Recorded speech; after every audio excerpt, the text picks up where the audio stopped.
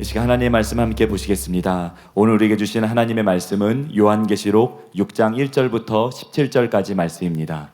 신약성경 요한계시록 6장 1절부터 17절까지 말씀을 한 절씩 교독하시고 마지막 절은 함께 읽으시겠습니다. 내가 봄에 어린 양이 7인 중에 하나를 떼시는데 그때 내가 들으니 내 생물 중에 하나가 우레소리같이 말하되 오라 하기로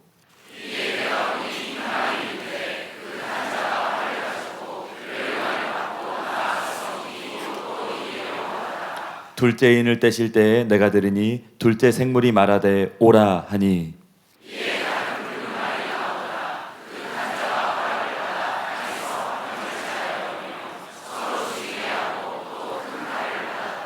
셋째 인을 떼실 때에 내가 들으니 셋째 생물이 말하되 오라 하기로 내가 보니 검은 말이 나오는데 그 탄 자가 손에 저울을 가졌더라.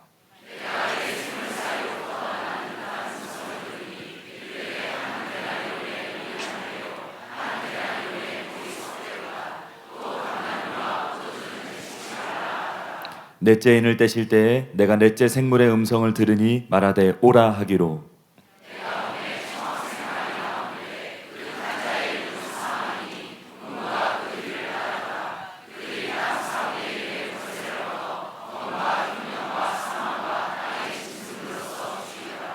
다섯째 인을 떼실 때에 내가 보니 하나님의 말씀과 그들이 가진 증거로 말미암아 죽임을 당한 영혼들이 제단 아래에 있어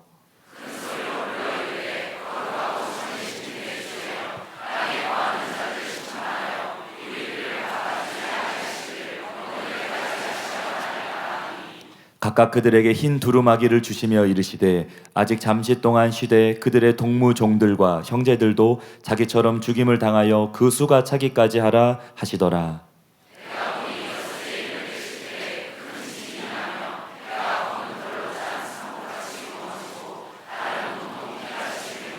하늘의 별들이 무화과 나무가 대풍에 흔들려 설익은 열매가 떨어지는 것 같이 땅에 떨어지며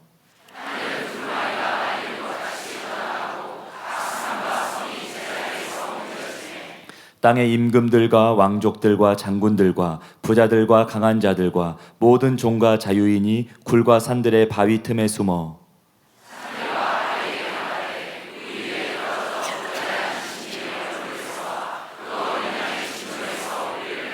함께 읽겠습니다. 그들의 진노의 큰 날이 이르렀으니 누가 능히 서리요 하더라. 아멘. 이제 담임 목사님께서 나오셔서 요한계시록 6장은 말세의 징조장이다 라는 제목으로 말씀 선포해 주시겠습니다.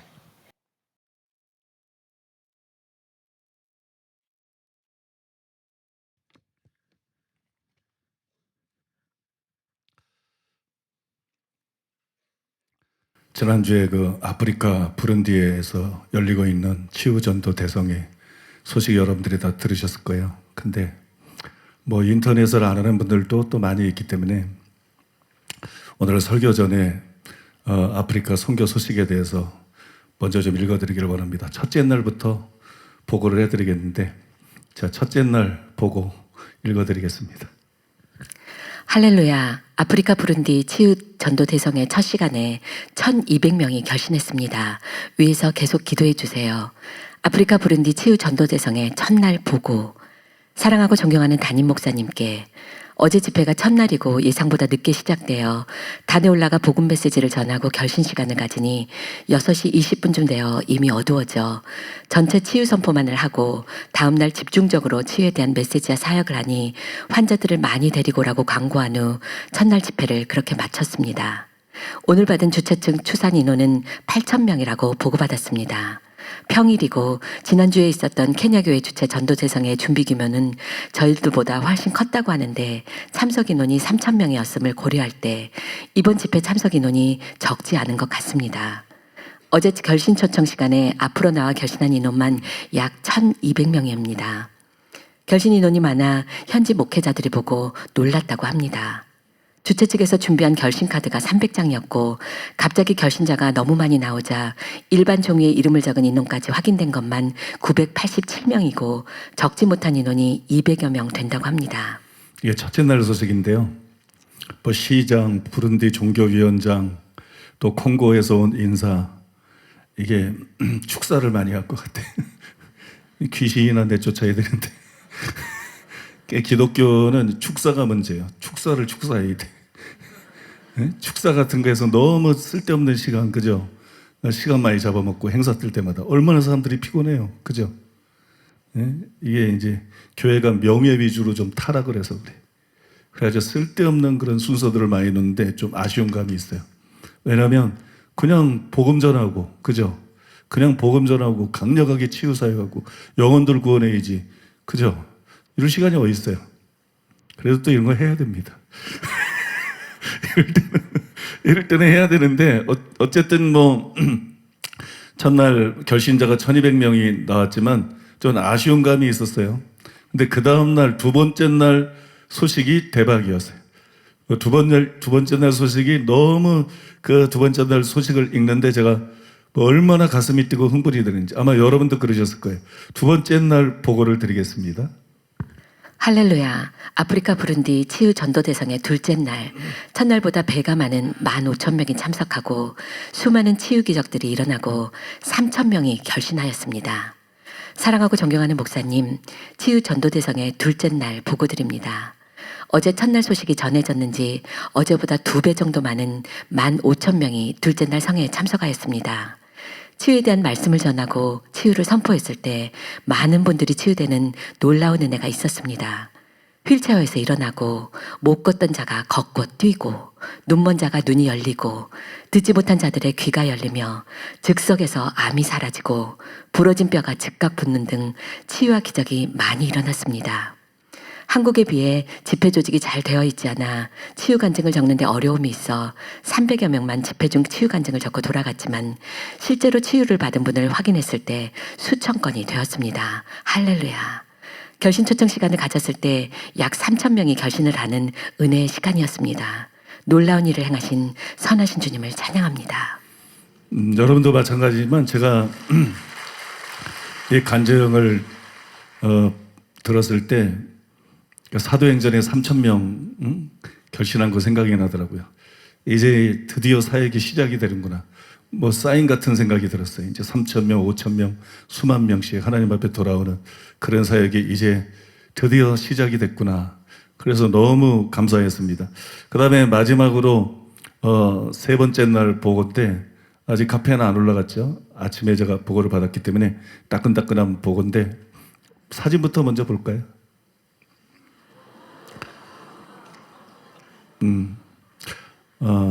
부룬디 치유 전도 대성의 셋째 날 보고를 드립니다. 오늘 참석 인원은 어제보다 조금 더 많은 16,500명이었습니다. 말씀을 전한 후 영접 초청을 했을 때 1,500명이 결신하였습니다. 치유 시간에는 말 못하는 사람이 말을 하게 되고 귀가 열리고 눈먼 자가 눈을 뜨고 걷지 못하는 자가 걷게 되었습니다. 또 매 2시간마다 발작 증세를 보였던 간질환 자가 완전히 자유케 되고 기역자로 돌아가 있던 사람의 발목이 정상으로 돌아왔습니다. 치유 간증 기록을 남기고 간 사람만 300명 이상이 되었습니다. 매 순간 함께 하시고 은혜를 주신 주님을 찬양합니다. 둘째 날이 워낙 셌어요. 둘째 날이 워낙 세가지고 뭐 셋째 날 무슨 일이 날까 싶었는데 그래도 많이 왔죠, 그죠? 16,000. 이번 성회가 10,000명 정도 모일 거 예상한 성회거든요. 10,000명 정도 모일 거 예상한 성회인데 벌써 이제 셋째 날인데 16,500명이 참석했으면 여러분 기대 이상으로 지금 굉장히 많이 참석하고 있는 거고 이날은 1,500명이 결신을 했는데 3일 동안 하루에 한 번밖에 집회를 못 해요. 밤에는 깜깜하고 그래서 또 교통이 우리나라 같지 않기 때문에 2번씩 사람들이 올 수가 없어요. 그래서 하루에 한 번만 집회를 하는데 지금 3번 집회한 거예요. 3번 집회했는데 지금 결신자 합계가 5,700명이에요. 5,700명. 오늘 하루 남았어요. 오늘 하루. 이게 우리 기도가 필요한 것 같아요. 그죠? 마지막 시간에 더 많은 사람들이 모이고 더 폭발적인 치유의 기적이 일어나고 더 많은 사람들이 하나님 앞에 돌아오도록 그렇게 기도해야 될 줄로 믿습니다. 오늘은 계시록 6장에 있는 말씀을 가지고 계시록 6장은 말세의 징조장인가 아닌가 주보의 제목하고는 다르죠. 주보는 주보대로 아무튼 계시록 6장은 말세의 징조장인가 아닌가 뭐 이런 제목으로 말씀을 전하겠습니다. 저는 계시록 6장이 말세의 징조를 기록한 것이라고 생각합니다. 제가 계시록 6장을 말세의 징조장이라고 생각한 것은 신학교 4학년 때부터였어요. 신학교 4학년 때 계시록에 대한 그런 계시가 한번 저에게 임했었어요. 그때 계시록 6장이 말세의 징조장이라는 것을 알았습니다. 그러니까 제가 잘나서 알게 된 것이 아니라 잠자고 일어났는데 그때 그런 계시들이 계시록에 대해서 쫙 주어져서 그때 계시록에 대해서 어느 정도 파악할 수가 있었어요. 하나님의 은혜로 알 수가 있었습니다. 그때 이후로 흔들림 없이 그렇게 믿어왔어요. 그러던 중에 지난 2월 10일 날 주일 일부 예배 후에 휴식을 취하고 있을 때 갑자기 말세의 징조에 대한 계시가 제게 임했어요. 그때 정과는 다른 차원으로 계시록 6장을 온전히 이해할 수가 있었습니다. 이게 말세의 징조장이라는 것은 알았지만 온전히 이해하지는 못했어요. 그날 계시가 임함으로써 계시록 6장을 비로소 온전히 이해할 수가 있었어요. 제가 계시록 6장을 말세의 징조장으로 믿는 가장 큰 이유가 있습니다. 그것은 마태복음 24장과의 일치 때문이에요. 계시록 6장의 내용이 마태복음 24장과 말세의 징조를 기록한 마태복음 24장과 정확하게 일치한다. 이상근 박사는 마태복음 24장과 그 병행장이죠. 마가복음 13장, 누가복음 21장 이 세 장을 계시록 6장과 비교하고 난 후에 순서상 약간의 차이를 제하고는 극히 흡사하다 이렇게 결론을 내렸습니다. 또 여러분 잘 아는 이동원 목사님도 마태복음 24장의 내용을 읽어보면 요한계시록 6장의 내용과 그 순서가 대체적으로 일치하는 것을 볼 수가 있다 그렇게 쓰고 있어요. 하지만 저는 순서상의 약간의 차이도 없다고 생각합니다. 이상근 목사님 그 주장에 동의하지만 세부적으로 들어가면 순서상의 약간의 차이도 없다. 또 이동원 목사님이 바르게 보셨지만 이동원 목사님이 대체로 일치한다 그랬는데 대체적으로 일치하는 거 아니다. 완벽하게 일치한다. 완벽하게 일치한다. 여러분 그거를 발견하게 되었어요. 그래서 여러분 계시록 6장을 말세의 징조장이라고 확신하게 된 것입니다. 물론 학자들 중에는 저와 견해가 다른 분들이 굉장히 많습니다. 그분들은 저와는 달리 마태복음 24장과 계시록 6장이 일치하지 않는다고 생각합니다. 그분들이 그렇게 생각하는 이유는 크게 두 가지입니다. 그런데 여러분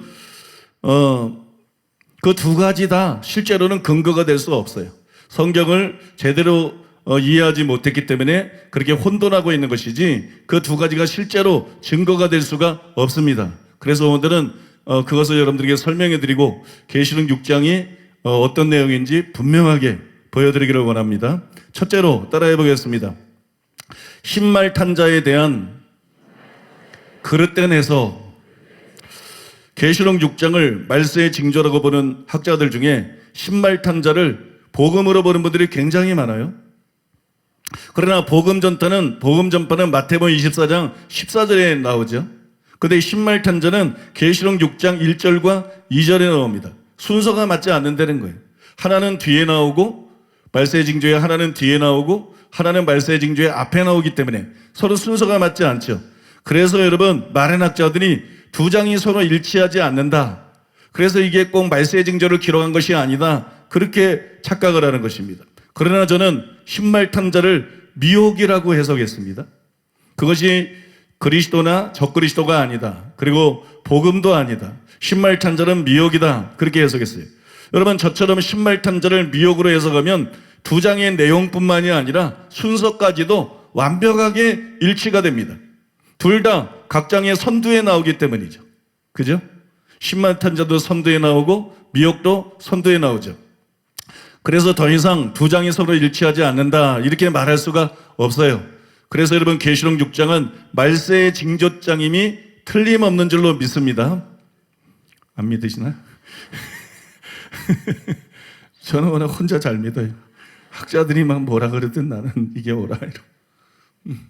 두 번째로 따라해 보겠습니다. 환란 전 휴거설 때문에 왜곡이 된 말세의 징조. 우리가 계시록 6장을 바르게 이해하려면 말세의 징조의 개념 정리가 필요해요. 이 개념부터 바로잡아야 돼요. 비성경적인 환란 전 휴거설 때문에 말세의 징조의 개념이 축소되고 왜곡이 되었습니다. 그래서 여러분 말세의 징조가 무엇인지 개념 파악을 제대로 해야 돼요. 환란 전 휴거설에 의하면 종말에 대한 시나리오가 4단계가 됩니다. 첫째, 말세의 징조. 그 다음에 두 번째, 공중재림과 휴거. 그 다음에 세 번째, 대환란. 그죠? 7년 대환란. 그 다음에 네 번째, 지상재림. 이런 시나리오가 되죠. 말세의 징조가 공중재림과 휴거, 즉 7년 대환란 전에 일어날 일들이 돼요. 많은 사람들이 말세의 징조를 이런 식으로 이해하고 있어요. 그러나 말세의 징조는 7년 대환란 전까지가 아닙니다. 예수님의 지상재림 전까지. 예수님의 지상재림 전까지 일어나는 모든 일이 말세의 징조예요. 그래서 말세의 징조에 대해 개념이 잘못됐다는 거예요. 마태복음 24장 3절. 예수께서 감람산 위에 앉으셨을 때에 제자들이 조용히 와서 이르되 우리에게 이르소서 어느 때에 이런 일이 있겠사오며 또 주의 임하심과 세상 끝에는 무슨 징조가 있사오리까. 여러분 여기 말씀 굉장히 중요합니다.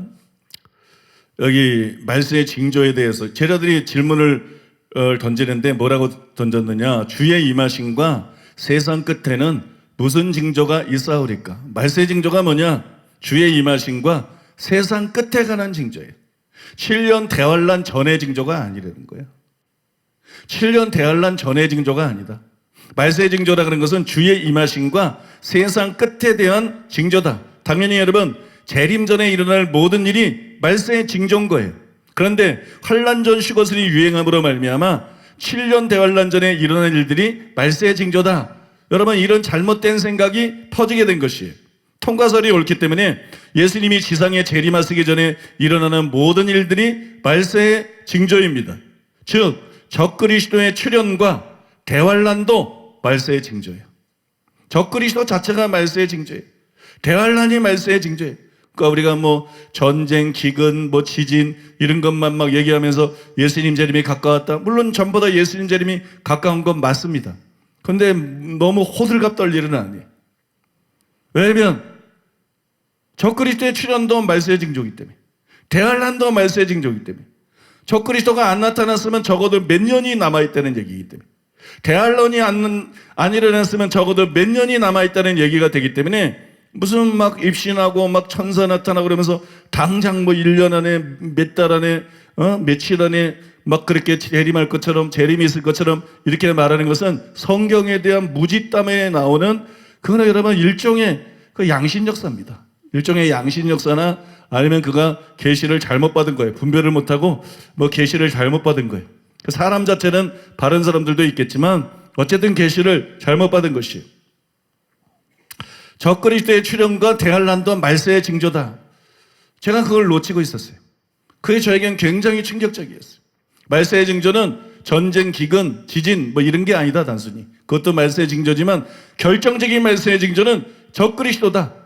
결정적인 말세의 징조는 대환란이다. 그래서 여러분 바울이 대표적인 말세의 징조로 적그리스도의 출현에 대해서 예언한 것입니다. 데살로니가 후서 2장 1절로 4절.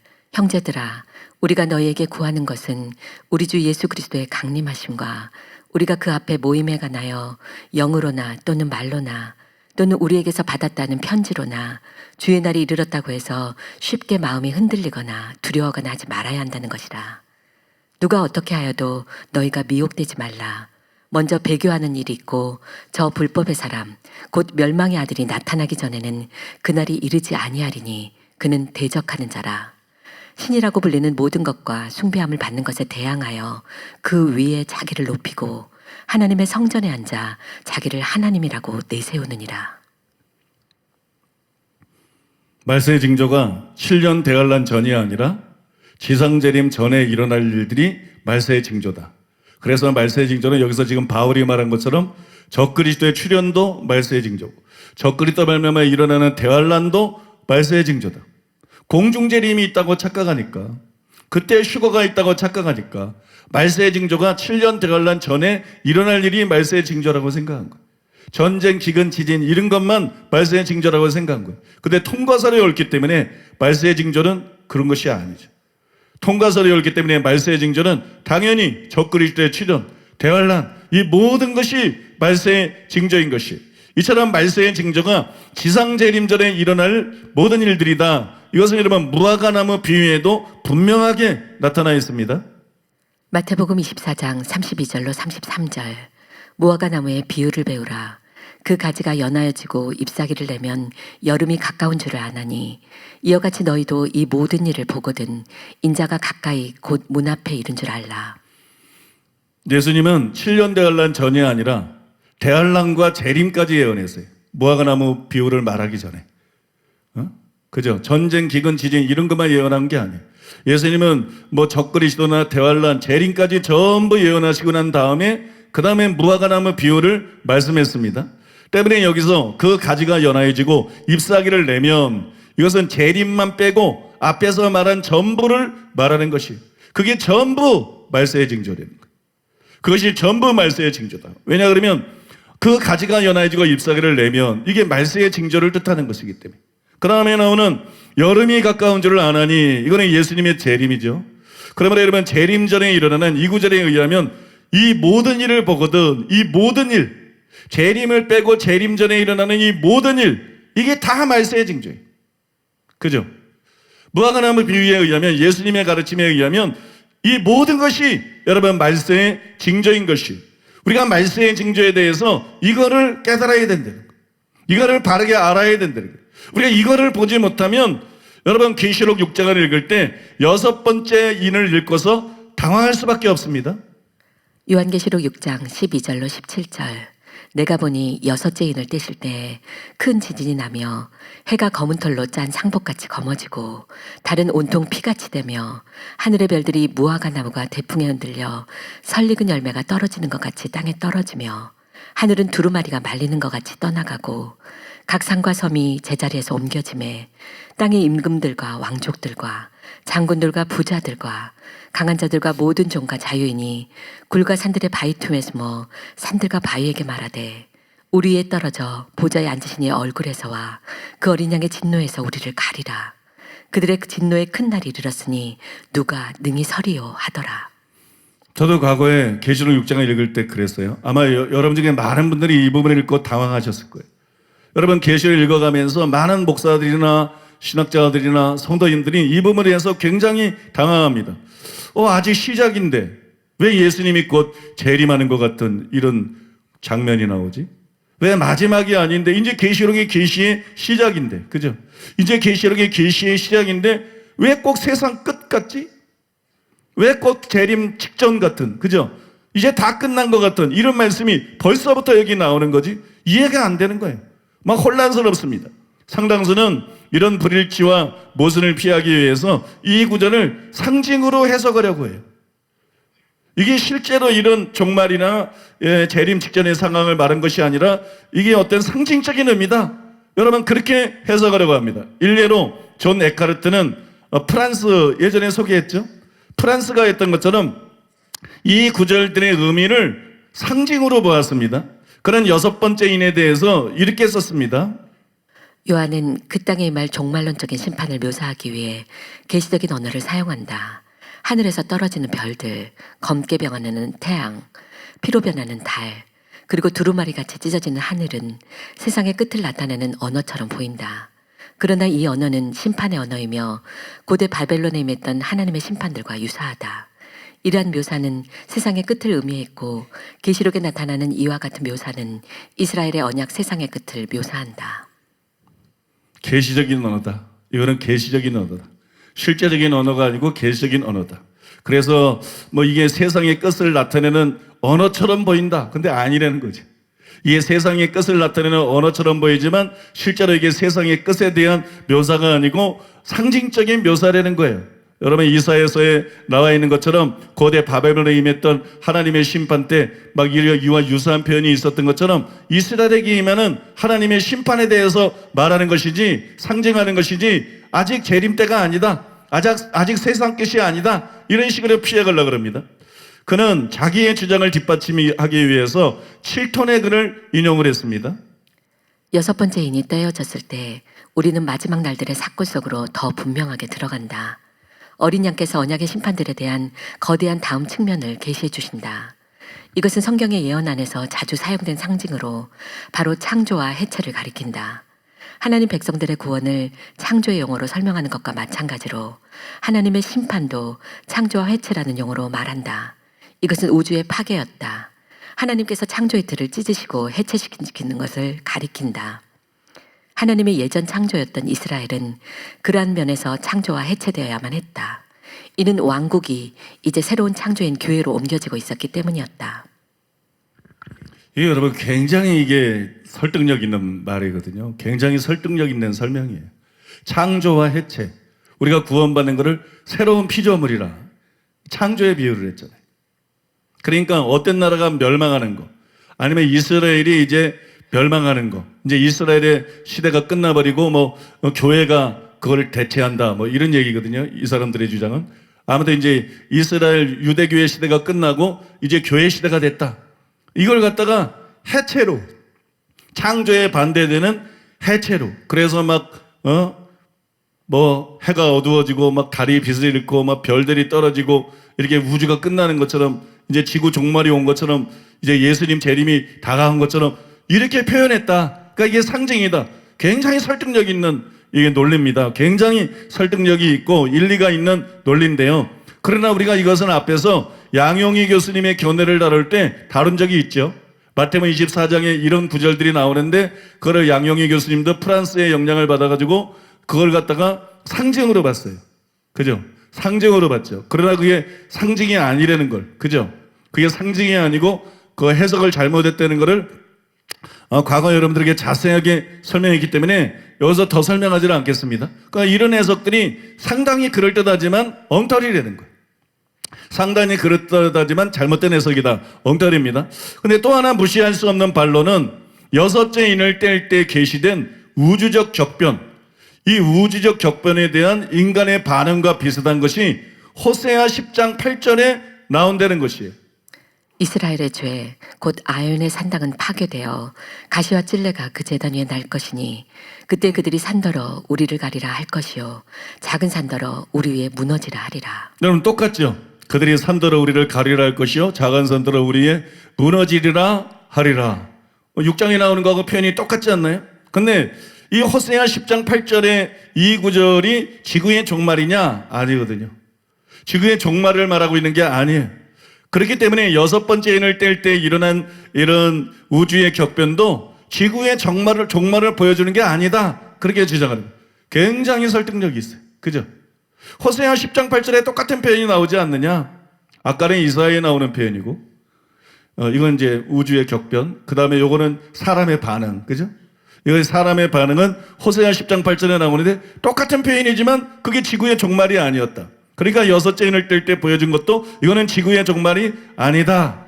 여러분 이런 생각이 데이비드 아운의 글에도 나타나 있어요. 이 표현 자체는 호세아 10장 8절에 근거하고 있는데 그곳에서 화자들은 산들에게 우리를 가리우라고 애원하고 우리 위에 무너지라고 간청한다. 이어지는 굴과 산과 바위에 대한 언급은 우주적 멸망을 고려하지 않고 있다. 정말 그럴듯하죠. 그죠? 호세아 10장 8절이 우주적 멸망이 아니니까 똑같은 표현인 계시록 6장의 여섯 번째 인도 이게 종말에 대해서 말한 게 아니다. 재림 직전의 그 최후의 순간에 대해서 말한 게 아니다. 굉장히 그럴듯합니다. 그러나 여러분 이것은 이 구절은 이런 반응이 이런 공포스러운 반응이 재림 때만 있을 수 있는 반응은 아니다. 단지 그걸 말하는 거. 이런 공포스러운 반응은 나라가 망할 때도 있을 수 있는 것이고 천재지변 때도 있을 수 있는 것이고 그죠? 재림 때도 있을 수 있는 것이고 이런 공포스러운 사람의 반응은 재림 때만 있을 수 있는 반응이 아니다. 단지 그것을 의미할 뿐이지 계시록에 나오는 우주적인 격변이 종말했다가 아니다. 그런 증거는 아니라는 거예요. 그 결정적인 증거가 절대로 될 수가 없다는 거예요. 그럼 여러분 마음속에 이유가 뭡니까? 왜요? 이런 생각이 들까? 왜 이것이 증거가 될 수가 없습니까? 왜냐하면은요 마태복음 24장에 재림 직전에 일어날 우주적 격변이 똑같이 기록이 돼 있어요. 재림 직전에 일어날 우주적 적변이 똑같이 기록돼 있고 그건 바로 재림 직전의 상황을 보여준다는 거예요. 똑같은 표현이 마태복음 24장에도 나오는데 재림 직전의 상황을 보여주는 것이지 또 재림 직전에 일어날 실제적인 현상을 보여주는 것이지 그게 상징이 아니라는 거예요. 이해가 되십니까? 그래서 여러분 계시록에 나오는 이것이 이 학자들이 소설을 쓰는 것처럼 그런 상징이 아니고 실제로 여러분 재림 직전에 일어날 실제적인 것을 기록한 것이라는 것이 우리 진짜 마태복음 24장에 그런 내용이 나오나 안 나오나 확인해 보겠습니다. 마태복음 24장 29절로 30절. 그날 환란 후에 즉시 해가 어두워지며 달이 빛을 내지 아니하며 별들이 하늘에서 떨어지며 하늘의 권능들이 흔들리리라. 그때 인자의 징조가 하늘에서 보이겠고 그때 땅의 모든 족속들이 통곡하며 그들이 인자가 구름을 타고 능력과 큰 영광으로 오는 것을 보리라. 여기 나오잖아요. 그죠? 그날 환란 후에 이건 대환란 후잖아. 대환란 후. 그죠? 대환란 후 즉시 해가 어두워지며 달이 빛을 내지 아니하며 별들이 하늘에서 떨어지며 하늘의 권능들이 흔들리리라. 그때 인자의 징조가 하늘에서 보이겠고 그때 땅의 모든 족속들이 통곡하며 그들이 인자가 구름을 타고 능력과 큰 영광으로 오는 것을 보리라.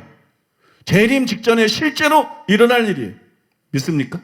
이건 재림 직전에 실제로 일어날 일이지 그들이 말하는 것처럼 뭐 계시적인 표현도 아니고 상징도 아니다. 믿습니까? 그러니까 그런 해석들이 다 잘못됐다는 것이에요. 여러분 이미 증명해드린 것처럼 말세의 징조는 재림 전에 일어날 모든 일들을 가리킵니다.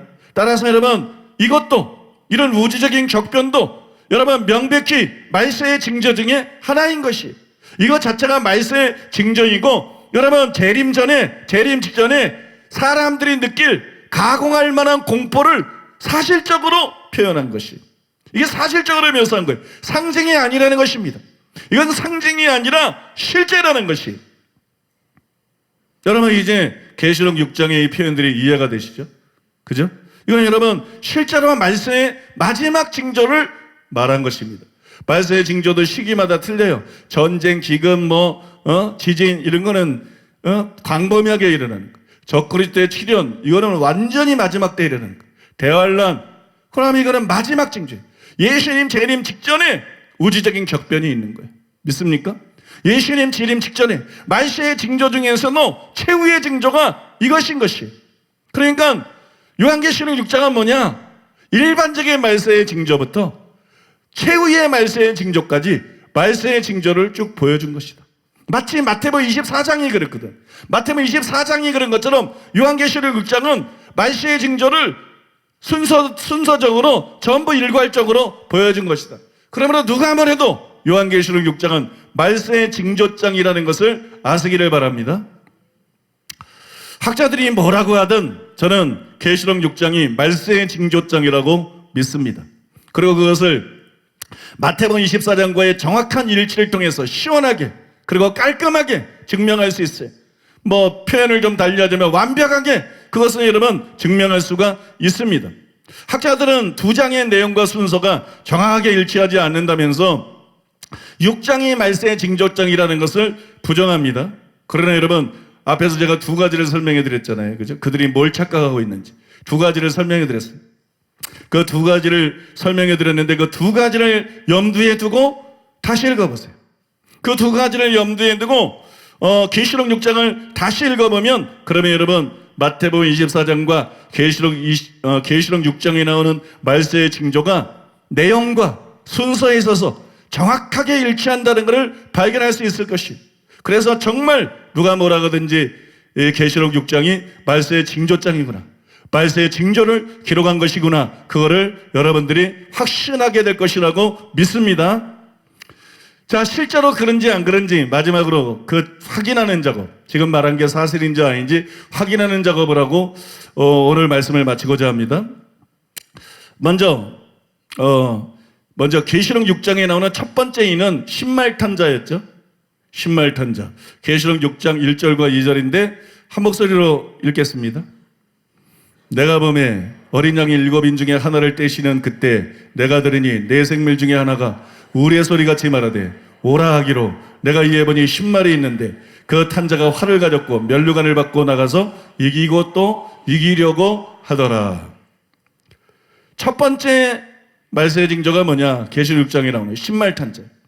근데 이 신말탄자는 미혹을 뜻하는 거죠. 미혹을 뜻한다는 것을 지난주에 이미 여러분들에게 충분히 설명하고 해석해 드렸습니다. 그런데 마태복음 24장에서 제일 먼저 나오는 말세의 징조가 뭐냐? 그것도 바로 미혹이에요. 그것도 바로 미혹이에요. 마태복음 24장 4절과 5절 지난주에 배웠지만 확인하는 의미에서 다시 한번 읽겠습니다. 함께 읽겠습니다. 예수께서 대답하여 가라사대 너희가 사람의 미혹을 받지 않도록 주의하라. 많은 사람이 내 이름으로 와서 이르되 나는 그리스도라 하여 많은 사람을 미혹해 하리라. 미혹을 받지 않도록 조심해라. 미혹해 하리라. 마태복음 24장에서도 첫 번째 징조는 여러분 미혹이었어요. 그 다음에 계시록 6장에 나오는 둘째인은 붉은 말탄자죠. 붉은 말탄자. 3절과 4절인데 함께 읽겠습니다. 시작. 둘째인을 떼실 때 내가 들으니 둘째 생물이 말하되 오라 하더니 이에 붉은 다른 발이 나오더라. 그 탄자가 허락을 받아 땅에서 화평을 제하여 버리며 서로 죽이게 하고 또 큰 칼을 받았더라. 이게 뭘 뜻하죠? 이건 뭐 신학자가 아니라도 다 해석할 수 있어. 그죠? 이건 전쟁을 뜻하는 거예요. 이건 전쟁을 뜻하는 것인데 마태복음 24장에 나오는 두 번째 말세의 징조도 정확하게 전쟁입니다. 순서가 조금도 차이가 없어요. 전쟁이 마태복음 24장 6절과 7절 함께 읽겠습니다. 난리와 난리 소문을 듣겠으나 너희는 삼가 두려워 말라. 이런 일이 있어야 하되 끝은 아직 아니니라.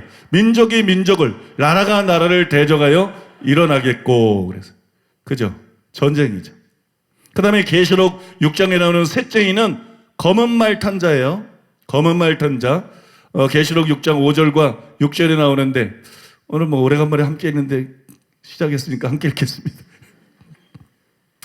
자, 시작. 셋째인을 떼실 때에 내가 들으니 셋째 생물이 말하되 오라 하기로 내가 보니 검은 말이 나오는데 그 탄자가 손에 저울을 가졌더라. 내가 네 생물 사이로서 나는 듯한 음성을 들으니 가로되 한 데나리온의 밀란데요 한 데나리온의 보리 석대로다. 또 감람류와 포도주는 해치 말라 하더라. 이게 뭐겠어요? 당연히 기근이죠. 그죠? 이건 신학자 아니라도 다 알 수 있는 거예요. 이건 기근입니다. 근데 마태복음 24장에 나오는 세 번째 말세의 징조가 뭐냐? 기근입니다. 세 번째 말세의 징조가 정확하게 기근이에요. 그게 7절에 나와 있습니다. 함께 읽겠습니다. 민족이 민족을 나라가 나라를 대적하여 일어나겠고 처처에 기근과 지진이 있으리니. 그죠? 기근이 나오죠. 세 번째가 기근이에요. 그 다음에 계시록 6장에 나오는 넷째인은 청황색 말탄자예요. 청황색 말탄자. 7절과 8절인데 같이 읽겠습니다. 시작. 넷째인을 떼실 때 내가 넷째 생물의 음성을 들으니 가로되 오라 하기로 청황색 말이 나오는데 그 탄자의 이름은 사망이니 음부가 그들을 따르더라. 저희가 땅 4분의 1의 권세를 얻어 검과 흉령과 사망과 땅의 짐승으로서 죽이더라. 이렇게 나와 있어요. 청황색 말은 뭘까요? 청황색 말. 청황색. 청황색이면 무슨 색이에요? 멍 색깔인가? 멍 색깔? 그 비슷한 색깔인가? 청황색 말. 제가 청황색 말에 대해서는 깊은 연구를 해보지는 않았어요. 지금 교회를, 계시록을 전체적인 구조 파악에 주력하는 거기 때문에 뭐 세부적인 해석은 뭐 책 몇십 권 읽고 그냥 묵상해 보면 그냥 나오는 거니까 뭐 거기에 대해서는 지금 저는 관심이 없습니다. 계시록이 진짜 무슨 내용이고 어떤 책이냐 그거 알면 나머지는 그냥 다 되는 거예요. 그래서 뭐 청황색 말에 대해서는 제가 깊이 연구해 보지는 않았는데 과거에 어떤 유명한 목사님이 질병이라고 해석을 하더라. 질병이라고 해석을 하는데 여러분 전쟁과 기근 뒤에 지금 질병이 나오는 거예요. 전쟁이 일어나면 질병이 막 돌지 않나요? 또 기근이 일어나면 그것 때문에 또 막 질병이 돌지 않나요? 그러면 여기 보니까는 이 청황색 말 뒤에는 뭐가 따라요? 사망과 음부가 따르더라. 여러분 질병 뒤에 사망이 따르는 거 아니에요? 질병이? 질병 뒤에 사망이 따르고 또 음부가 따르는 거 아니에요? 이런 표현들을 볼 때 저는 여러분 그 해석이 충분히 가능하다고 생각합니다. 그래서 청황색 말은 바로 사망을 가져오는 질병이다. 질병이다. 이렇게 볼 수가 있어요. 어떤 분은 여기서 마태복음 24장에는 질병이 없잖아. 드디어 틀렸어. 지금까지는 막 기가 막히게 딱딱 맞았어. 근데 마태복음 24장에는 질병이 없어요. 그러니까 틀려서 이렇게 생각할지도 모르겠어요. 그러나 여러분, 이에 상응하는 것이 마태복음 24장의 병행장인 누가복음 21장에 나옵니다. 이게 병행장은 같은 장이라는 거예요. 예수님이 말씀한 거를 뭐 같은 데서 기록한 건데 누가 빼뜨리고 기록한 거 여기 기록될 수도 있고, 그죠? 누가 간단하게 기록한 거 자기가 들은 걸 기억하면서 기록하는 거니까. 근데 여러분, 누가복음 21장 11절에 보면 이렇게 나와 있어요. 곳곳에 큰 지진과 기근과 전염병이 있겠고. 보세요, 여러분. 기근 다음에 전염병, 그죠? 아까 기근까지 살펴봤잖아요, 그죠? 기근까지 살펴봤는데 기근과 전염병이 있겠고, 여기 분명히 나와 있어요. 그 다음에 계시록 6장에 나오는 다섯째 인은 박해, 순교를 뜻합니다. 박해, 순교를 뜻해요. 9절에서 11절인데 함께 읽겠습니다. 다섯째 인을 떼실 때에 내가 보니 하나님의 말씀과 저희의 가진 증거를 인하여 죽임을 당한 영혼들이 제단 아래에 있어 큰 소리로 불러 가로되 거룩하고 참되신 대주제여, 땅에 거하는 자들을 심판하여 우리 피를 신원하여 주지 아니하시기를 어느 때까지 하시려나이까 하니, 각각 저희에게 신두루마기를 주시며 가라사대 아직 잠시 동안 시대 저희 동무 종들과 형제들도 자기처럼 죽임을 받아 그 수가 차기까지 하라 하시더라. 박해입니다. 순교입니다. 그런데 여러분, 마태복음 24장에 전쟁과 기근 다음에 나오는 말씀의 징조가 무엇인지 아세요? 그게 박해예요. 그게 순교예요. 그게 9절이야 13절에 나와 있습니다. 함께 읽겠습니다. 그때 사람들이 너희를 환란에 넘겨주겠으며 너희를 죽이리니 너희가 내 이름을 위하여 모든 민족에게 미움을 받으리라. 그때 많은 사람이 시험에 빠져 서로 잡아주고 서로 미워하겠으며 거짓 선지자가 많이 일어나 많은 사람을 미워하게 했으며 불법이 성함으로 많은 사람의 사랑이 식어지리라. 그러나 끝까지 견디는 자는 구원을 얻으리라. 끝까지 견디는 자는 구원을 얻으리라. 환난과 핍박을 견디는 거예요. 그죠? 환난과 핍박을 견디는 거. 끝까지 견디는 자는 구원을 얻으리라.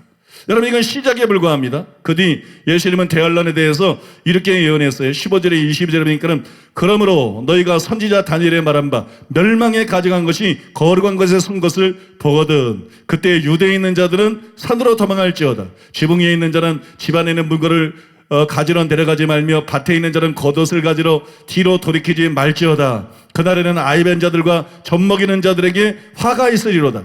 너희의 도망하는 일이 겨울이나 안식일에 되지 않도록 기도하라. 이런 것 때 큰 환난이 있겠습니다. 창세로부터 지금까지 이런 환난이 없었고 후에도 없으리라. 그날들을 감하지 아니할 것이면 모든 육체가 구원을 얻지 못할 것이나 그러나 택하신 자들을 위하여 그날을 감하시리라. 이렇게 여러분 기록되어 있어요. 마지막으로 계시록 6장에 나오는 6번째에는 그 내용이 굉장히 공포스럽습니다.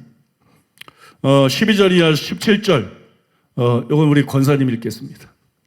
내가 보니 여섯째 인을 떼실 때에 큰 지진이 나며 해가 총담같이 검어지고 온 달이 피같이 되며 하늘의 별들이 무화과 나무가 대풍에 흔들려 선과실이 떨어지는 것 같이 땅에 떨어지며 하늘은 종이축이 말리는 것 같이 떠나가고 각 산과 섬이 제자리에서 옮기움에 땅의 임금들과 왕족들과 장군들과 부자들과 강한 자들과 각종과 자주자가 굴과 산 바위 틈에 숨어 산과 바위에게 이르되 우리 위에 떨어져 보좌에 앉으신 이의 낯에서와 어린 양의 진노에서 우리를 가리우라. 그들의 진노의 큰 날이 이르렀으니 누가 능히 서리요 하더라. 이게 마지막 말세의 징조예요. 마지막 말세의 징조. 마지막 말세의 징조는 큰 지진으로부터 시작되는데 해, 달, 별, 산과 섬까지 전부 영향을 끼쳐요. 이게 마지막 말세의 징조. 지진이 얼마나 무서운지 몰라요. 예전에 울산에서 지진이 난 적이 있어요. 울산에서 지진이 났는데 그게 서울에서도 느껴졌어요. 그렇게 큰 지진도 아닌데 서울에서 느껴진, 제가 사무실에 있었는데 우리 교회 건물이 움직이더라고요. 울산에서 일어난 것 때문에. 소리를 이 뼈대 철근 때문에 소리를 내면서 막 움직이더라고. 엄청 무섭더라고. 근데 여러분, 산이 자리를 옮길 정도의, 산들이 막 모든 산들이 자리를 옮기고 섬들이 자리를 옮길 정도의 지진이 일어나면서 막 해가 어두워지고 달이 피같이 되고 하늘에서 별들, 뭐 별똥별이나 운석 같은 거를 그렇게 표현한 거겠죠, 그죠? 막 운석 같은 게 막 그냥 여기저기 불붙은 운석 같은 게 떨어져가지고 거대한 운석들이 떨어져서 제가 예전에 그런 꿈 꾼 적이 있는데 얼마나 무섭겠어요. 운석이 떨어져가지고 그냥 빌딩을 치고 사람들을 치고, 한번 생각해보세요. 집들을 치고. 그 각 산과 섬이 제자리에서 막 옮겨지고, 이런 정도의 이런 큰 천재지변이 일어난다. 얼마나 두렵겠어요. 여기 사람들의 반응이 실제적인 반응이에요. 너무너무 공포스러운, 완전히 그냥 패닉 상태지. 완전히 공포에 질려 있는 거예요. 여러분, 이게 말세의 마지막 징조입니다. 마지막 말세의 징조예요. 그런데 여러분, 마태복음 24장에 나오는 마지막 말세의 징조도 이거하고 똑같아요. 이거하고 정확히 일치합니다. 아까도 읽었죠. 29절에 30절에 보니까는 그날 환란 후에 즉시 해가 어두워지며 달이 빛을 내지 아니하며 별들이 하늘에서 떨어지며 하늘의 권능들이 흔들리리라. 여기까지만 읽어도 될 것 같아요. 여러분, 이 병행 구절들을 보면 더 실감나게 일치하는 것을 볼 수가 있어요. 마가복음 13장 24절에 26절에 보니까는 그때 그 환란 후 해가 어두워지며 달이 빛을 내지 아니하며 별들이 하늘에서 떨어지며 하늘에 있는 권능들이 흔들리리라. 그때 인자가 구름을 타고 큰 권능과 영광으로 오는 것을 사람들이 보리라. 누가복음 21장 25절에 27절에 보면 1월 성실에는 징조가 있겠고 땅에서는 민족들이 바다와 파도에 우는 소리를 인하여 혼란한 중에 공고하리라. 사람들이 세상에 임할 일을 생각하고 무서워함으로 기절하리니 이라 하늘의 권능이 흔들리겠습니다. 그때 사람들이 인자가 구름을 타고 능력과 큰 영광으로 오는 것을 보리라. 이렇게 되어 있어요. 여러분, 어떻습니까? 이래도 마태복음 24장에 나오는 말세의 징조와 계시록 6장에 나오는 말세의 징조가 서로 일치하지 않는다, 이렇게 말할 수 있나요? 그렇지 않습니다, 여러분. 어느 정도 일치하는 게 아니다. 순서와 내용에 있어서 완벽하게 일치합니다. 그러니까 여러분, 당연히 누가 뭐라고 해석을 하든 계시록 6장은 말세의 징조장이 되는 거예요. 믿습니까? 계시록 6장은 말세의 징조를 기록한 것입니다. 어떤 분은 누가복음에 나오는 바다와 파도에 우는 소리를 인하여 혼란한 중에 공고하리라, 이런 말은 6번째 이내는 없지 않습니까? 이런 내용은 6번째 이내는 없지 않습니까? 뭐 이렇게 묻고 싶을지도 모르겠어요. 바다와 파도에 우는 소리로 인하여 혼란한 중에 공고하리라. 이게 쓰나미를 연상시키죠. 막 쓰나미가 일어났을 때 뭐 많은 사람들이 또 이 성경 구절을 인용해서 막 설명하기도 했던 기억이 납니다. 막 쓰나미를 연상시켜요. 그런데 여러분, 계시록 6장의 6번째 인에도 보면 각 섬과 각 산과 섬이 제자리에서 옮기음에 그랬어요. 각 산과 섬이 제자리에서 옮겨져요. 근데 바다는 가만히 있나요? 그 파도는 가만히 있나요? 당연히 여러분, 각 섬이 제자리에서 옮겨질 정도면 바다와 파도의 우는 소리가 어마어마할 것입니다. 어마어마한 풍랑과 해일과 쓰나미와 이런 것들이 동반될 것입니다. 그러니까 여러분, 자세히 살펴보면 정확하게 일치한다는 거예요. 예수님이 말씀한 종말장에서 말씀한 마지막 말세의 징조하고 요한계시록에서 요한이 계시받은 마지막 말세의 징조하고 정확하게 일치하는 것이. 따라서 여러분, 요한계시록 6장은 누가 말해도 말세의 징조장입니다. 이제 확실히 이해가 되시죠, 여러분? 계시록 6장이 대환란에 대해서 기록한 것이다, 그런 목사들이 많아요. 그런 학자들이 많아요. 아닙니다. 여러분, 계시록 6장은 말세의 징조를 전체적으로 보여준 것이. 끝으로 여러분들에게 한 가지 설명해 드릴 것은, 그렇다면 왜 장차 될 일을 계시하기 시작하는 첫 장, 계시록의 첫 장, 즉 6장에서부터 세상 끝과 재림에 대한 6번째 이내의 내용이 나오는가? 여러분, 이거는 너무 간단한 거예요. 말세의 징조니까.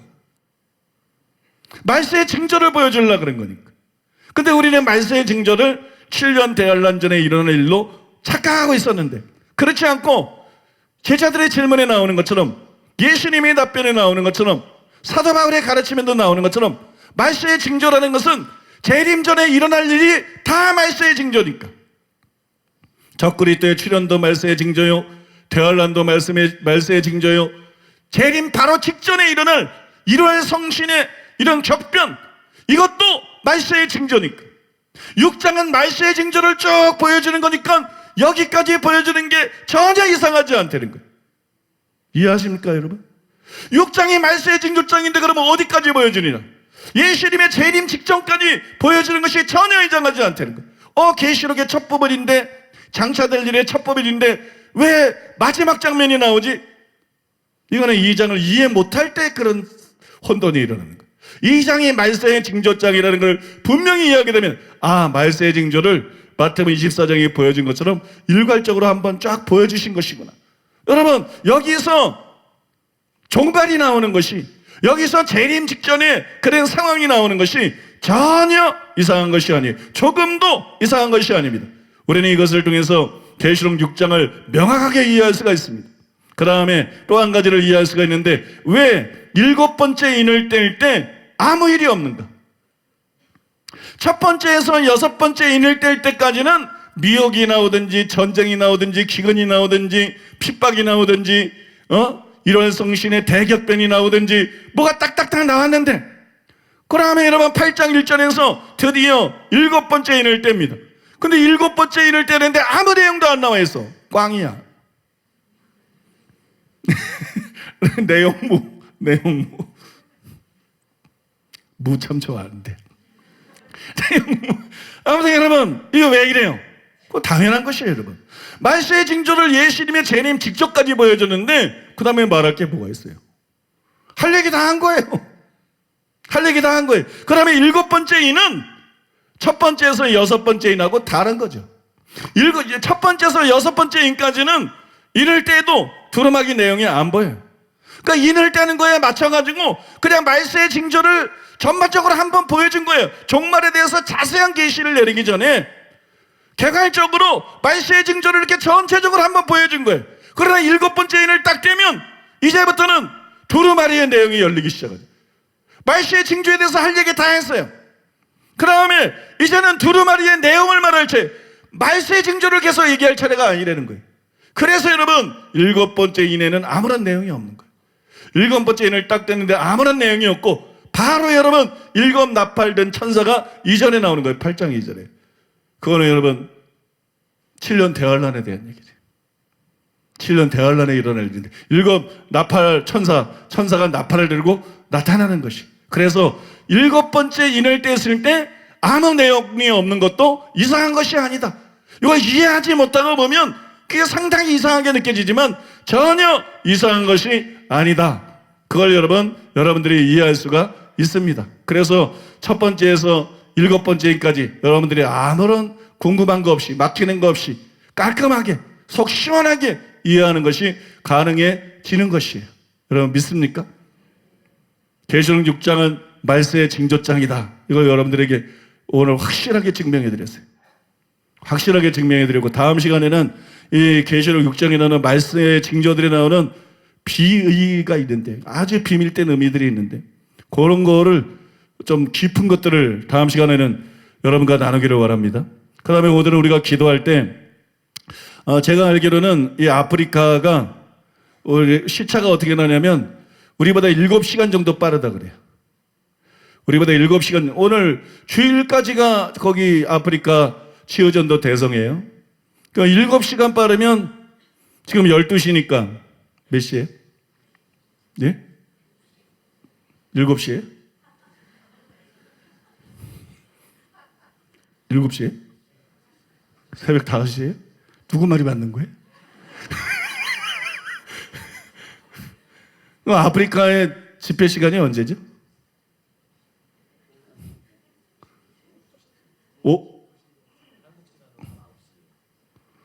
한국 시간으로 밤 9시라고요? 그럼 간단하네. 여러 말 할 게 없네. 진작 가르쳐 주지. 한국 시간으로 몇 시요? 밤 9시. 한국 시간으로, 우리나라 시간으로 밤 9시에 이 집회, 치유전도성의 대성의 마지막 집회가 열리는 거예요.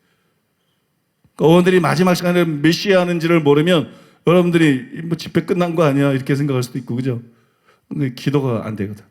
그러니까 오늘 저녁 7시에 마지막 집회가 열립니다. 이 마지막 집회 때 얼마나 사람들이 모이고 얼마나 치유들이 일어나고 또 얼마나 결신자가 일어나느냐, 여기에 따라서 뭐 연장 집회를 선언할 수도 있고, 아니면 여기서 이제 일단 집회를 마치고 또 1월 달에는 우간다에서 저런 집회가 준비가 돼 있어요. 우간다 목회자들이 그렇게 요청을 해서 우간다에서 이제 그때는 우가이드다. 우간다.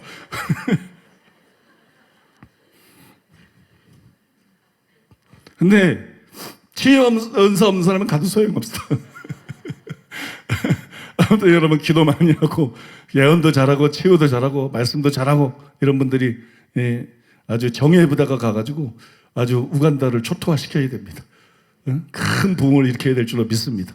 앞으로 이제 그런 집회들이 계속 아프리카에서 열릴 것 같아요. 라인하르트 본케라고 하나님이 아프리카 선교를 위해서 엄청 크게 쓰셨죠. 저도 본케 책을 좀 읽어봤습니다만, 아, 이분이 참 생긴 건 나보다 한참 못생겼는데 저 얼굴 가지고 어떻게 저렇게 큰 일을 하나, 그렇게 생각을 했는데 이분이요, 책 읽어보면 기름 부음이나 믿음이 막 대단합니다. 기름 부음이나 믿음이 막 대단해, 강력해요.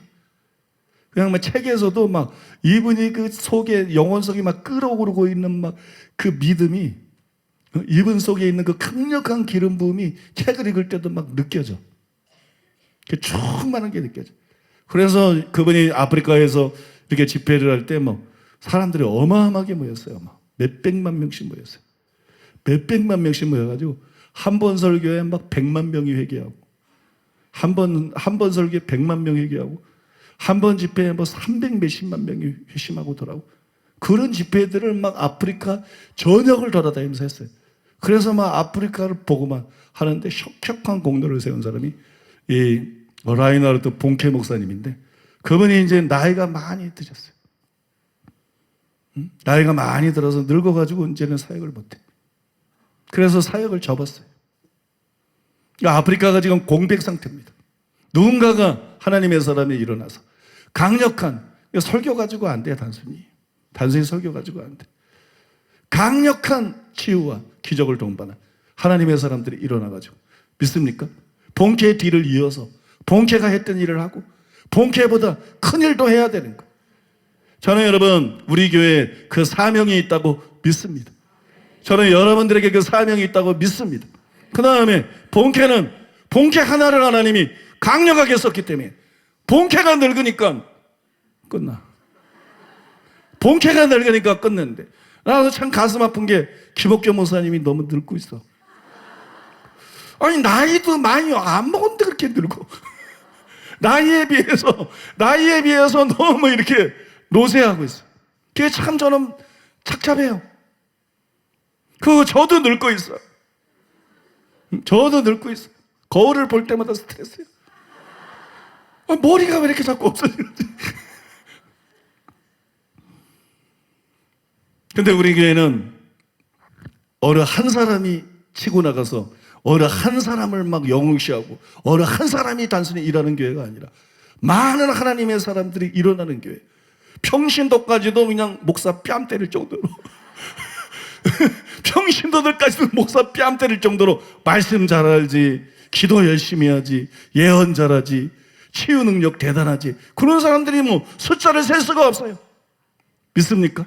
그래서 여러분, 우리 교회를 통해서 아프리카에 끊임없는 부흥이, 끝없는 부흥이 일어나게 될 거라고 저는 믿습니다. 저는 그걸 기대합니다. 그러기 위해서 여러분 속에서, 목회자들 속에서도 마찬가지고, 이게 말씀, 치유, 예언 이렇게 강력한 많은 사람이 있다 할지라도 또 여러분 반드시 스타가 있어야 돼요. 스타가. 대중 집회는 그래요. 대중 집회는 반드시 스타성이 있는 누군가가 있어야 돼. 김옥교 목사님 같은 뭐 이런 스타성이 있는 누군가가 일어나야 그걸 통해서 결집이 되고 여러분, 수많은 사람들이 모이고 기적도 더 강력하게 일어나고 하나님의 일을 해나갈 수 있는 거예요. 그래서 저는 우리 목회자들 속에, 우리 성도들 속에 그런 스타가 일어나게 되기를 바랍니다. 다음 세대를 위한 스타성이 있는, 강력한 카리스마가 있는, 스타성이라면 너무 세속적으로 느껴지면 카리스마가 강력한, 믿습니까? 카리스마가 강력한 그런 목회자들, 그런 성도들이 일어나가지고 이게 약화되지 않고, 우리는 여러분 치유는 계속할 수 있어요. 집회도 계속할 수 있어요. 근데 스타성 있는 사람이 일어나지 않으면 약화됩니다. 반드시 카리스마가 강력한, 성경적으로 말하면 사도, 선지자, 이런 사람들이 막 일어나야 돼. 믿습니까? 목회자들 속에서 반드시 그런 사람이 일어나야 됩니다. 그냥 지교회 일일 집회 이거 가지고 안 돼. 김옥경 목사님 같은 그런 사람, 그 이상의 사람이 일어나야 돼. 그런 사람 혹은 그 이상의 사람, 젊은 목사님들 중에 반드시 일어나야 됩니다. 목사님이 안 되면 상관없어. 성도님 중에라도 반드시 일어나야 됩니다. 성도님 중에라도 그 정도 기름 부음과 영권과 영역을 가진 사람이 일어나면 목사로 세우면 돼. 지도자로 세우면 돼. 이게 목사냐 성도냐 그런 문제가 아니에요. 이건 하늘이 줘야만 되는 거예요. 하늘이 주셔야만 되는 거예요. 여러분, 우리는 우리 시대만 생각하면 안 돼. 히스기야처럼 우리 시대만 생각하지 말고 다음 시대를 생각해야 돼. 지금 집회만 생각하면 안 돼. 10년, 20년, 30년, 50년, 100년, 200년 후에 집회를 생각해야 돼. 200년, 300년, 400년, 500년 후에 선교를 생각해야 돼. 그러기 위해서는 반드시 바톤을 이어받을 수 있는, 말씀에서도 바톤을 이어받을 수 있는, 치유에서도 바톤을 이어받을 수 있는, 중보기도에서도 바톤을 이어받을 수 있는 하나님의 사람들이 일어나야 됩니다. 고만고만하는 거 이거 가지고 안 돼. 그거는 동역자밖에 안 돼.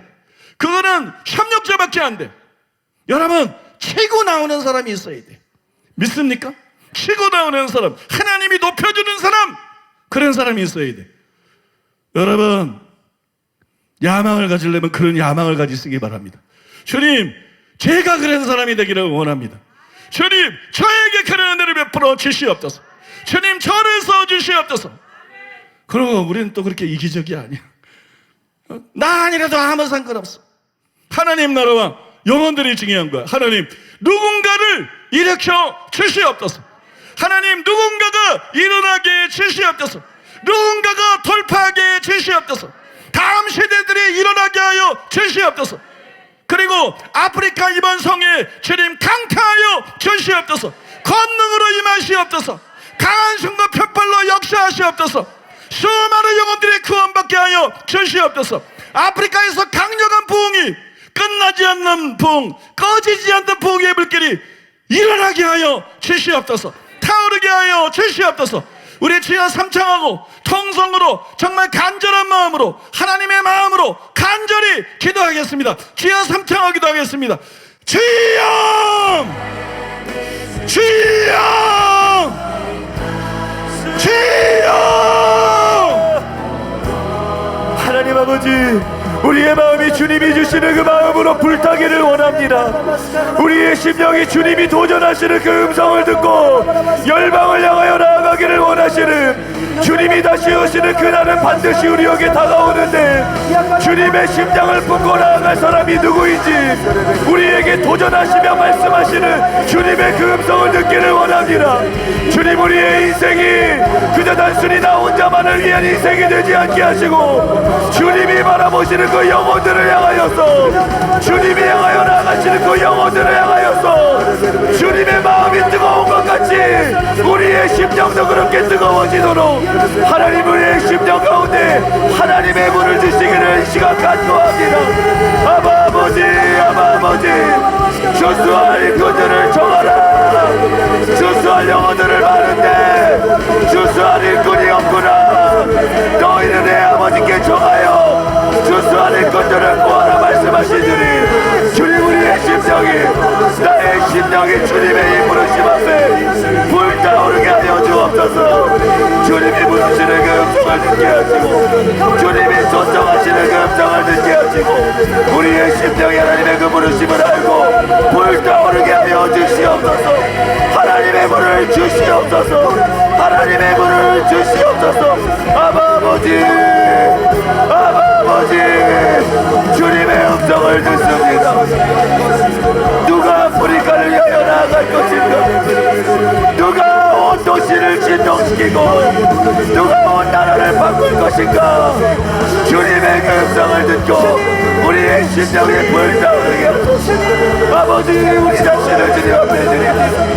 내 입으로는 할 수 없고 우리의 지혜로는 할 수 없지만 주님이 기름 부으시고 주님이 일으키신다면 주님을 그렇게 하시기 원하시기에 주님 우리 자신을 순종함으로 내어드리기를 원합니다. 아버지 주님의 불을 부으소서. 지금 부으소서. 주님 우리를 드립니다. 주님의 불을 부어 주시옵소서. 하늘의 문을 여시고 아프리카 땅 가운데 영광으로 임하여 주시옵소서. 하나님 그 땅 가운데 불로 임하여 주시옵소서. 하나님의 권능이 하나님의 생명이 불과같이 임하게 하소서. 불과같이 임하게 하소서. 수많은 영혼들이 지금 하나님의 부르심 가운데 그 구원의 초청 가운데 응답하며 돌아오는 역사 구원의 역사가 일어나도록 하나님 역사하여 주시옵소서. 하늘의 문을 여소서. 아프리카의 하늘의 문을 여소서. 하늘로부터 하나님의 생명을 쏟아부으소서. 쏟아부으소서. 쏟아부으소서. 주님이 역사하십니다. 주님이 역사하십니다. 그 땅 가운데 하나님의 생명의 땅으로 그 땅의 구원의 역사를 대모험을 대충수를 하나님이 역사하십니다. 하나님이 역사하십니다. 하나님이 역사하소서. 지금 그 땅에 하나님의 천사들을 파송하시고 우리의 기도를 중보의 권능을 그곳에 가지고 갑니다. 하나님 역사하시고 하나님의 생명으로 죽은 자가 살아 일어나는 하나님의 부활의 능력으로 지금 감사하여 주시옵소서. 지금 감사하소서. 주님 아프리카 가운데 성령의 물길로 감사하여 주시면서 지구전도 달성인 가운데 계속해서 성령의 능력으로 역사하여 주시면서 말씀을 전하시는 진성 목사님과 모든 사역자들 가운데 함께하여 주시면서 주님의 영광의 통로가 될 수 있도록 기름을 부으시고 실면한 기름을 부으소서. 수많은 영혼들이 주님께 달려있습니다. 수많은 영혼들이 이번 성에 달려있습니다. 구름대와 같이 몰려오게 하시고 수많은 영혼들이 주의 영광을 대면하게 하시면서 수많은 영혼들이 주님의 영광을 대면하게 하시면서 아프리카를 우리에게 주신 주님 우리가 취할 것입니다. 주님의 영광을 위하여 그 영혼들을 취할 것입니다. 주님의 나라의 백성을 삼을 수 있도록 주의 영광의 통로가 되어 나아가게 하여 주시면서 내가 누구를 보내며 누가 우리를 위하여 알고 주님은 일꾼들을 찾으십니다. 영혼들을 주시는 일꾼들을 찾으십니다. 본체 완전 사람들이 일어나게 하여 주시면서 수많은 영혼들을 구원할 수 있는 믿음의 사람들 성령의 사람들이 일어나게 하여 주시면서 내가 여기 있나이다 나를 보내줘서 그 말을 할 수 있게 하여 우리 예수님 제 한숨물을 내어주시면서 정결한 사람들 거룩한 사람들 주님을 사랑하는 마음으로 불타오르는 그 주님의 신부된 사람들이 아버지여 일어나게 하소서. 일어나게 하소서. 아버지 나는 병신도이기 때문에 아닐 거야 라는 그런 생각들을 버리게 하소서. 나는 아닐 거야 라는 생각들을 버리게 하소서. 신앙생활에 있어서 비전문가는 없습니다. 비전문가는 없습니다. 주님 앞에 우리가 매달리며 나를 향하여 부르시는 나에게 부어주시기 원하시는 주님의 그 은혜를 지금 사모하며 주님 앞에 구하게 하소서. 하늘 문을 여시고 우리 모두를 향하신 하나님의 그 부르신 가운데로 우리 자신을 드리며 은혜를 구하며 나아가게 하소서. 아버지 부으소서. 지금 부으소서. 하늘문이 이곳에 열려 있습니다. 주님의 영을 부으시고 우리가 주님의 심령이 주님의 부르심을 향하여 불타게 하여 주시옵소서. 하나님의 문을 던지소서. 지금 던지소서. 주님의 문을 우리의 심령 가운데 지금 던져 주시옵소서. 아버지 나라를 구합니다. 구합니다. 도시를 구합니다. 열방을 구합니다. 주님의 심장으로 주님의 능력으로 나라와 도시와 열방을 변화시킬 수 있는 주님의 권능을 부어주시옵소서. 하나님의 사람들이 일어나게 하소서. 하나님의 사람들이 일어나게 하소서. 열방을 구원할 수 있는 하나님의 통로로 세워질 수 있도록 하나님의 사람들이 일어나게 하여 주시옵소서. 우리가 결단합니다. 우리가 결단합니다.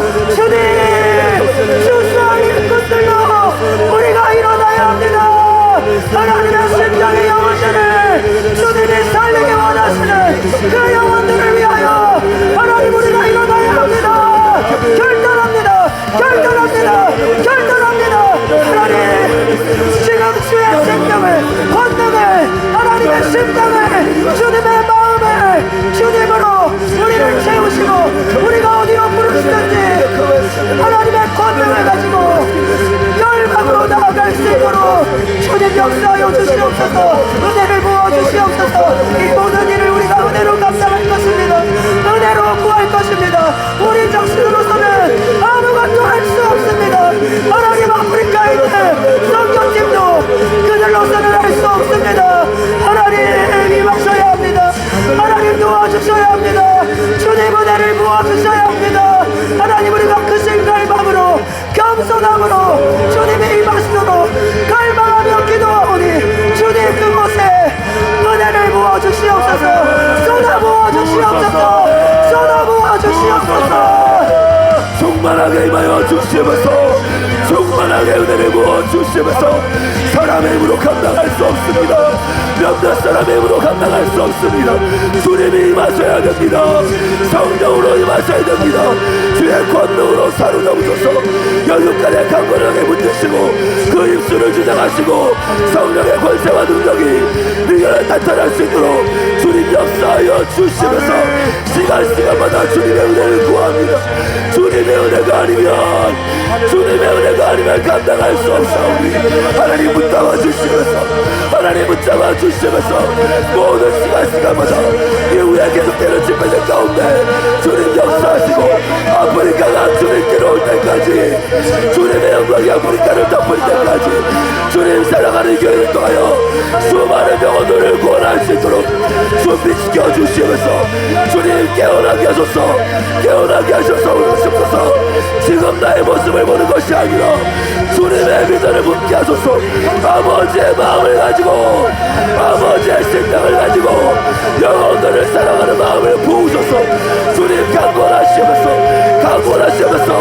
우리의 심장 가운데 도전하소서. 지금 우리의 심장을 깨워주시면서 주님을 위하여 자원하는 심장들이 될 수 있도록 주님 역사하여 주시면서 누가 일어날 것이냐 누가 갈 것이냐 주님의 음성을 듣습니다. 주님 다음 세대가 일어나게 하소서. 다음 세대를 위하여 기도하게 하소서. 지금 내가 받고 있는 이 은혜 지금 나에게 주신 이 은혜 이것으로 그냥 족하다 만족하고 멈추는 것이 아니라 주님께서 사랑하는 교회 가운데 부어주신 진리의 말씀이 끊어지지 아니하고 100년 200년 선포되도록 주님께서 함께 하시고 역사하시는 성령의 기름 부음과 권능이 끊어지지 않고 계속되어지도록 주님 기름 부음 받아 하나님의 사람들이 일어나게 하여 주시옵소서. 주님의 역사하심은 멈출 수 없습니다. 주님의 일하심은 멈출 수 없습니다. 내 아버지께서 하시기 일하시고 계신데 주님 우리가 쉬지 않은 주님의 열정으로 포기하지 않으시는 아버지의 열정으로 우리도 그렇게 우리 자신을 드리게 하소서. 내 아버지께서 하시기 일하고 계신다. 내 아버지의 역사가 아직 끝나지 아니하였다. 아버지 우리 자신을 주님 앞에 드립니다. 기름 부어 주시옵소서. 아버지 이 시간 아프리카에서 오늘 저녁까지 계속돼 부르지 치유전도대 성회를 위하여 기도합니다. 주님의 권능을 물붓듯이 부어 주시옵소서. 강사 목사님과 도역하시는 목사님께 성령의 기름 부음을 갑절로 부어 주시고 지치지 아니하도록 주님 손으로 붙들어 주시옵소서. 증가되게 하소서. 더 많은 영혼들이 몰려오게 하시고 더 강력한 기적이 일어나게 하시고 죽은 자가 살아나는 역사하심으로 하나님의 놀라우신 역사하심으로 함께하여 주시옵소서. 집중적으로 방언하며 기도합니다. 아프리카 땅을 위하여 집중적으로 방언하며 기도합니다. 그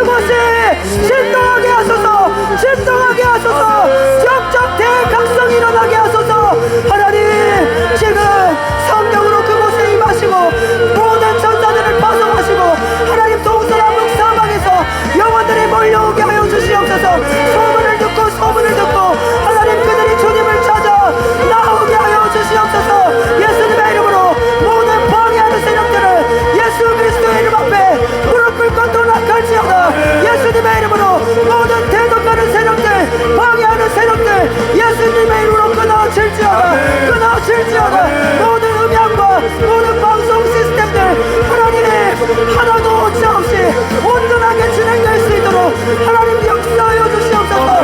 모든 시스템들 가운데 주님 기름 부어 주시옵소서. 제가 주님의 손길이 모든 곳에 하나님 비춰서 온전하게 세워지는 그 역사가 일어나게 하여 주시옵소서. 날씨를 지나가여 주시면서 쾌적한 날씨를 가여 주시면서 뜨거운 태양을 가려주시고 시원한 바람을 보내주시면서 모든 집회에 가장 좋은 여건들이 마련되게 하셔서 집회 마지막 시간까지 주님 순조롭게 지키는 수 있도록 역사하여 주시면서 원수마귀가 조금 더 성하지 못하도록 주의 보혈을 덮으소서. 주의 보혈로 덮으시고 주의 영광으로 덮어주시면서 불쌍함으로 둘러주시면서 주의 권능으로 붙잡으셔서 하나님의 뜻만이 이루어지는 그런 집회가 될 수 있도록 주님 역사하여 주시면서 이번 집회가 끝이 아닙니다. 하나님의 영광의 시작입니다.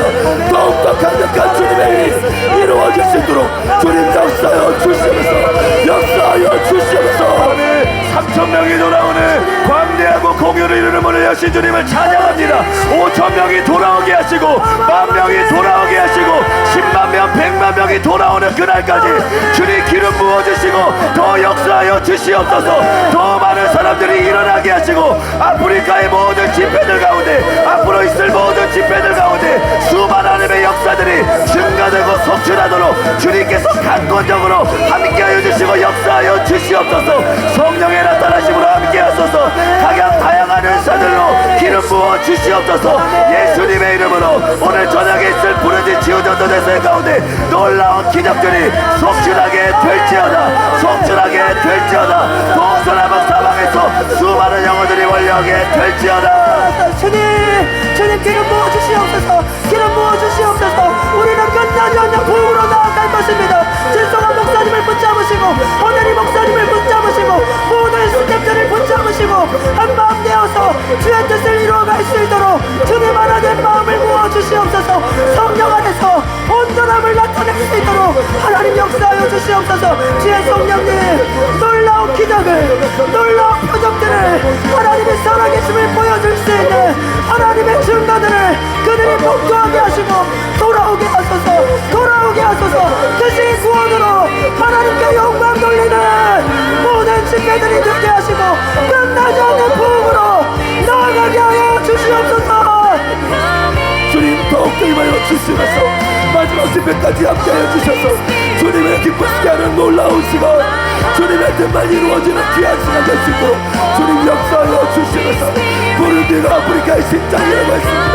전 아프리카를 뒤흔들 수 있는 주의 영광스러운 복음이 퍼져나갈 수 있도록 주님 부르디를 사용하여 주셔서 그 땅을 주님 덮어주시면서 하나님 전도진이 이동하여 한 영혼한 영혼을 구원하게 하시고 수많은 영혼 목회자들이 깨어나게 하시고 강력한 치유와 기적들이 속출하게 도와주시면서 죽은 자가 살아나게 하소서.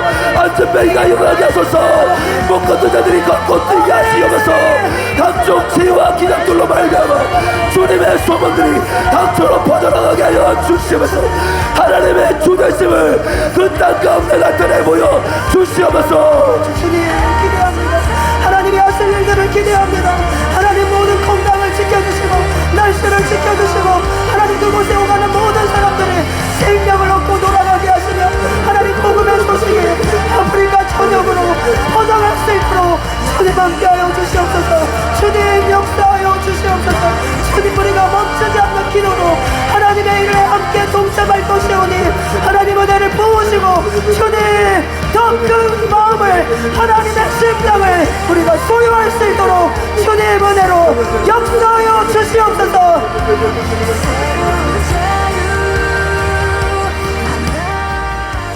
감사드리며 이 모든 말씀 존귀하신 예수님의 이름으로 기도드리옵나이다. 아멘. 이제 담임 목사님께서 나오셔서 드려진 예물 위해서 축복해 주시고 축도로 주일 1부 예배를 마치겠습니다. 기도하실 때 강사를 위해서도 기도해야 되지만 통역을 위해서도 기도해야 됩니다. 왜냐하면 체력이 딸리기 때문에 딴 데서 이제 세미나 목회자 세미나 우간다에서 2번 하고 이게 이제 실내 집회하고 실외 집회하고 체력 소모가 완전히 다르거든요. 그래서 이제 체력적으로 좀 많이 힘든 것 같더라고요. 그래서 위로부터 독수리 날개치는 새 힘을 부어주셔서 마지막 시간 강력하게 주님이 역사하시고 주님 뜻을 이룰 수 있도록 기도해 주시기를 바랍니다. 아버지 하나님, 아버지 하나님의 사랑과 은혜를 생각할 때 감사드리고 찬송드리고 찬양드리며 주님께 영광을 돌립니다. 오래도록 우리가 꿈꾸던 것이 이제 아프리카에서 시작되게 하심을 감사드립니다. 아버지, 성경에서처럼 한 번 설교로 3,000명이 회개하는 역사가 일어나게 해주심을 감사드립니다. 아버지, 앞으로 5,000명, 10,000명, 수만 명, 10만 명, 100만 명 이상이 한 번 설교로 회심하는 역사들이 일어나게 만들어 주시옵소서. 본캐 목사님을 통해서 이룰 아버지 하나님의 우리 교회가 바톤을 이어받아서 감당하게 하여 주시옵소서. 우리는 아무것도 아니지만 하나님이 함께해 주셔서 그보다 큰 일을 하게 하여 주시옵소서. 나를 믿는 자는 나의 하는 일을 저달 것이요 이보다 큰 것도 아니라고 주님이 말씀했습니다. 예수님보다 큰 일도 할 수 있다고 말했습니다. 아버지, 본캐겠습니까? 본캐 목사님보다 더 큰 일을 아프리카에서 이루게 하여 주시옵소서. 그리고 한 세대에서 끝나지 않게 하여 주시옵소서. 하나님의 사람들이 일어나게 주시옵소서. 강력한 추수한 일꾼들을 보내 주시옵소서. 사도들을 보내 주시옵소서. 선지자들을 보내 주시옵소서. 복음 전하는 자들을 보내 주시옵소서. 목사와 교사들을 보내 주시옵소서. 하나님의 사람들이 목회자들 속에서 일어나게 하여 주시옵소서. 하나님의 사람들이 성도들 속에서 일어나게 하여 주시옵소서. 하나님의 사람들이 우리 자녀들 속에서 일어나게 하여 주시옵소서. 다음 세대에서 그 다음 세대에서 그 다음 세대에서 계속해서 일어나게 하여 주시옵소서. 끝나지 않는 부흥이 일어나게 하여 주시옵소서. 끝나지 않는 추수가 일어나게 하여 주시옵소서. 열방을 주님께 올려드릴 수 있는 이 교회가 될 수 있도록 주님 은혜 베푸시고 역사하여 주시옵소서. 아버지 은혜에 감사해서 아버지 앞에 예물을 드렸습니다. 주일헌금 11조 감사헌금 각종 예물을 올려드렸습니다.